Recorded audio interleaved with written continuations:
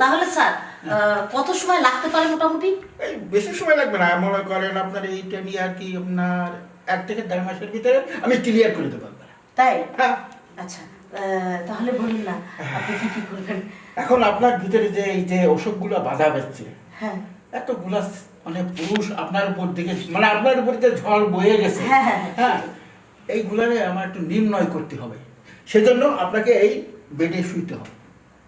ও আচ্ছা, মানে আপনি পরীক্ষা করতে হবে। গভীরতা মাপবেন তাই তো? গভীরতা মাপবে, আচ্ছা। কতদূর ক্ষত হয়েছে, হ্যাঁ, ওই ক্ষতর ভিতরে কোন মেডিসিনটা লাগবে সেইটা আমার একটু দেখতে হবে। আরে কোনো সমস্যা নেই স্যার, কতজন এলো আর গেল, আর আপনি তো ভালো করবেন, আপনি তো একটু দেখতেই চেয়েছেন, চলুন। আসলে আমি সমস্যা তো হ্যাঁ। বুঝে গেছেন। ও তো সেই। হ্যাঁ, এখানে শুয়ে পড়ে। জি অবশ্যই। শুভ না? হ্যাঁ অবশ্যই।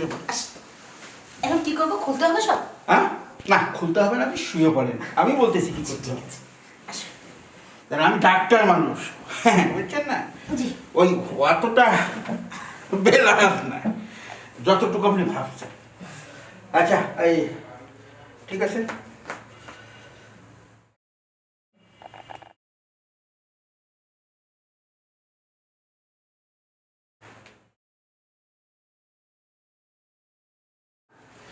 হ্যাঁ এখন এইভাবে যাতে জান